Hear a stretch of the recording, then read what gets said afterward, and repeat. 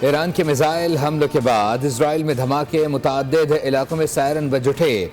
मगरबी किनारे में कई इमारतों को नुकसान पहुंचा। इजरायली फौज के मुताबिक 4 मिसाइलों को फजा में तबाह कर दिया गया।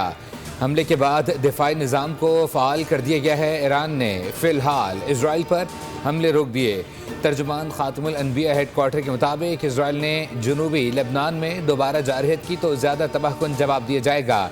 ईरानी हमलों के जवाब में इसराइल के ईरान में बैलिस्टिक मिसाइलों से हमले, तेहरान, तब्रेज़ और इस्फहान में धमाके। इजरायली फ़ौज का कहना है कि मगरबी और वस्ती ईरान में फ़ौजी अहदाफ को निशाना बनाया गया। कार्रवाई ईरान के हमलों के जवाब में की गई।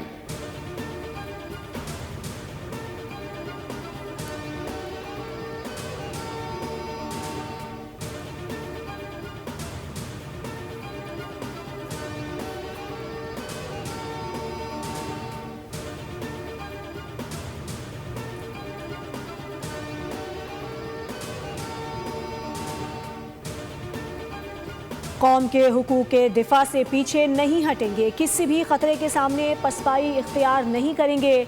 हमने ना मैदान छोड़ा, ना मुज़ाकरात की मेज़ से भागे। ईरानी सदर मसूद पज़ेश्कियान का एक्स पर पैगाम कहा, ईरान इस कड़े इम्तिहान से सुरखरू होकर निकलेगा। तर्जुमान ईरानी वज़ारत ख़ारजा इस्माइल बाकाई ने न्यूज़ ब्रीफिंग में कहा कि हम जंग बंदी के पाबंद थे, इसराइल ने खिलाफ वर्जी की। जंग बंदी की खिलाफ वर्जी का जिम्मेदार अमरीका है। जो कुछ हो रहा है सब अमरीका की प्लानिंग है। लबनान में जंग का खात्मा जंग बंदी मुआहदे का हिस्सा था। ईरानी अफवाज ने सऊदी अरब पर कोई हमला नहीं किया। सालिस पाकिस्तान के जरिए अमरीका के साथ मुज़ाकरात का सिलसिला जारी है।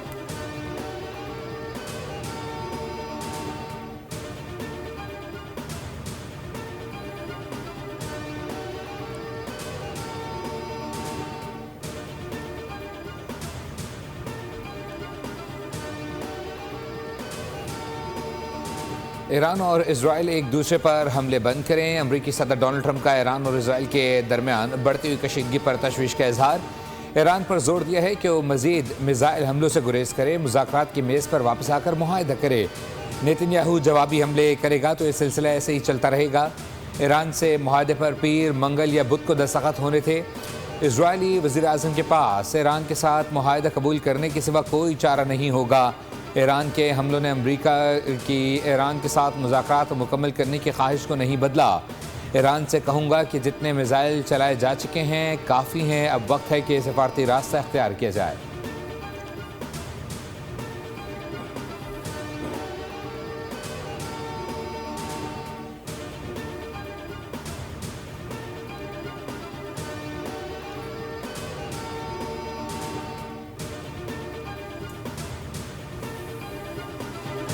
फील्ड मार्शल आसिम मुनीर और ईरानी वज़ीर ख़ारजा के दरमियान टेलीफोनिक राबता। लबनान में इजरायली जारहियत से पैदा होने वाली सूरत हाल पर गुफ्तगू की गई। ईरानी वज़ीर ख़ारजा ने तुर्क और बरतानवी हममनसबों को भी टेलीफोन किया। खित्ते में अमन इस्तेहकाम के लिए सिफारती कोशिशों पर जोर दिया गया।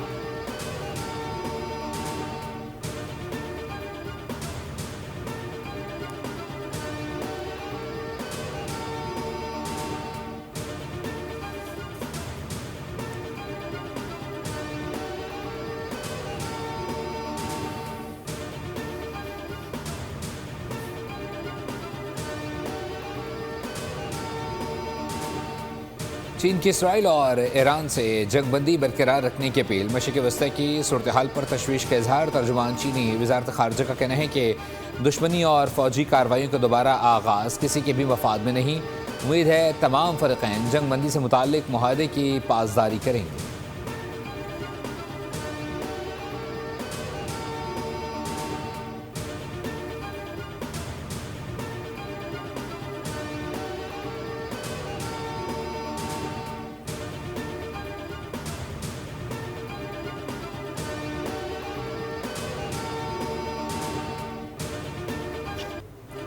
टीवी इंटरव्यू में अमरीकी सदर सीखपा हो गए। डोनाल्ड ट्रंप ने कैलिफोर्निया के प्राइमरी इंतखाबात धांधली ज़दा करार दे दिए। कहा ये इलेक्शन किसी तीसरी दुनिया के मुल्क की तरह जाली थे।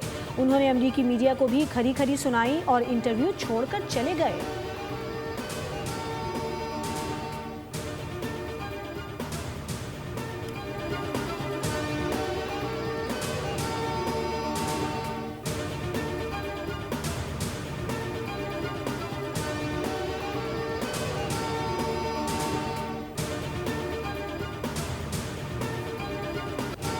वफाकी बजट पर मुज़ाकरात, पीपल्स पार्टी और हुकूमती आला सतह वफ़द का इजलास शुरू। सदर मुमलिकत आसिफ अली जरदारी, वज़ीर आज़म शहबाज शरीफ शरीक। ऐवान सदर में मुनक़दा इजलास में बिलावल भुट्टो जरदारी, सैयद नवीद कमर और दीगर रहनुमा शरीक। इससे कबल chairman peoples party Bilawal Bhutto Zardari वफ़द के हमरा वज़ीर आज़म हाउस पहुँचे और वज़ीर आज़म शहबाज शरीफ से मुलाकात की। आज़ाद कश्मीर की सियासी और अमन अमान की सूरत हाल पर तबादला ख्याल किया गया। पीपल्स पार्टी और नून लीग के दरमियान मुज़ाकरात जारी। वफाकी वज़ीर मनसूबाबंदी एहसन इकबाल कहते हैं कि वफाक छोटे सूबों पर बजट में ज़्यादा पैसा खर्च करेगा। सबसे ज़्यादा बलूचिस्तान और फिर सिंध के लिए फ़ंड्स मुकर्रर होंगे। तीसरे नंबर पर KP और पंजाब के लिए सबसे कम वफाक बजट देगा।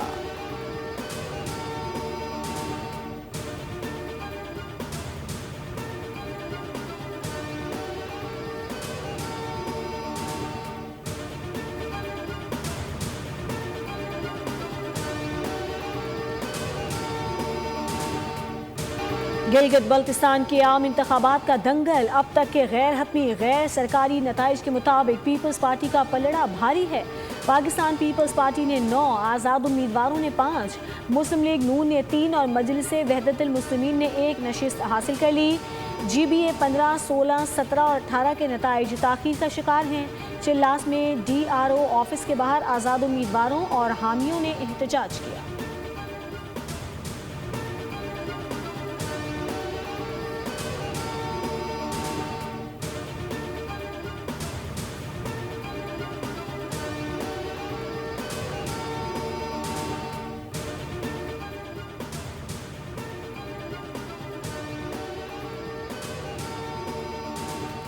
वज़ीर आज़म शहबाज शरीफ की गिलगित बल्तिस्तान में शफाफ इलेक्शन के इनेकाद पर मुबारकबाद। कहा पीपल्स पार्टी अक्सरती सियासी जमात के तौर पर सामने आई।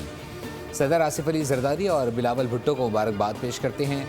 नून लीग के कामयाब उम्मीदवारों को भी अच्छा मुकाबला करने पर मुबारकबाद देता हूँ। वज़ीर आज़म ने कहा पुरअमन शफाफ इलेक्शन और सियासी सरगर्मियाँ जमहूरियत का हुस्न है। गिलगित बल्तिस्तान के अवाम बखुसूसी तहसीन के लायक हैं।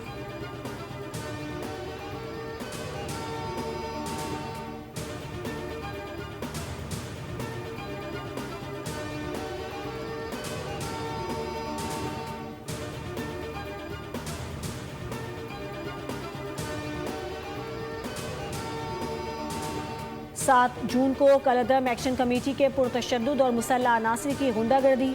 मनसूबाबंदी के तहत कानून नाफिज करने वाले इदारों पर फायरिंग। कलअदम एक्शन कमेटी के अनासर ने रावलाकोट में CMH का मुहासरा किया।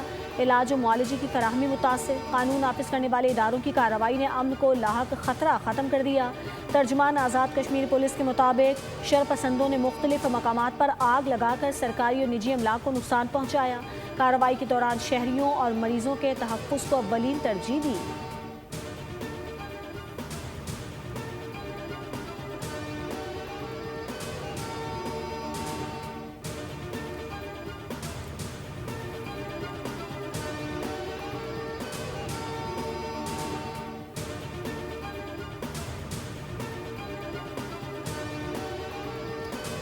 अनमोल उर्फ पिंकी केस में बड़ी पेशरफ्त। CTD के 2 अहलकारों को मनशियात फरोशों से गठजोड़ के इल्ज़ाम साबित होने पर नौकरी से बरतरफ कर दिया गया। बोल न्यूज़ को मौसूल रिपोर्ट के मुताबिक ये अहलकार भारी रिश्वत लेकर मनशियात फरोशों की पुश्त पनाही कर रहे थे। ड्रग डीलर पिंकी के खिलाफ मनशियात और कत्ल के मुकदमात की समाअत के दौरान अदालत ने वॉइस रिकॉर्डिंग और डिजिटल शवाहिद से मुताल्लिक वकील सरकार को नोटिस जारी कर दिया। पुलिस ने डिजिटल शवाहिद पंजाब फॉरेंसिक लेबॉर्ट्री भेजने के लिए दरख्वास्त दायर की थी। पुलिस के मुताबिक मुलजिमा का कहना है कि वॉइस मैसेजेस और रिकॉर्डिंग में इसकी आवाज़ नहीं है। पुलिस ने कहा है कि फॉरेंसिक रिपोर्ट से मुलजिमा की आवाज़ होने की तस्दीक हो जाएगी।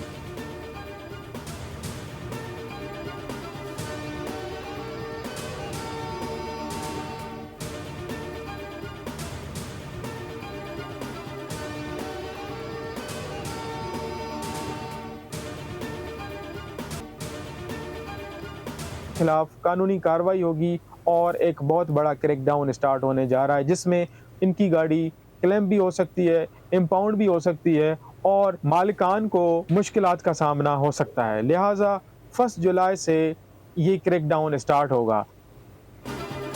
कराची में फेसलेस ई टिकटिंग निज़ाम मुतहर्रिक। 40,000 गाड़ियाँ ब्लैक लिस्ट करार। ट्रैफिक पुलिस के मुताबिक 1 जुलाई से क्रैकडाउन शुरू होगा। मालिकान को फौरी तौर पर दस्तावेजात दुरुस्त कराने की हिदायत दी गई है। जुर्माने और सरकारी वाजिबात अदा ना करने वालों के खिलाफ कार्रवाई की जाएगी। वाजिबात जमा ना कराने की सूरत में गाड़ी तहवील में ली जा सकती है। ट्रैफिक पुलिस ने ओनरशिप ट्रांसफर और रिकॉर्ड की दुरुस्तगी फौरी मुकम्मल करने की हिदायत भी दी है।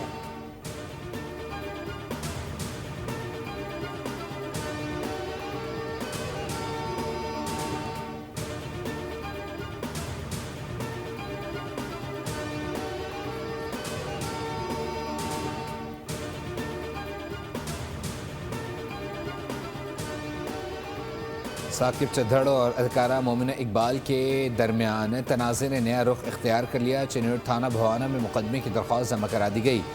साकिब चद्धड़ की जानिब से अमानत में ख़यानत की दरख्वास्त दायर की गई है, जिसमें कहा गया है कि रमशा इकबाल ने ऑस्ट्रेलिया जाने के लिए रकम ली और बैंक में रखवाई। दरख्वास्त के मुताबिक 39 लाख रुपये का चेक रमशा इकबाल के बैंक अकाउंट में जमा हुआ।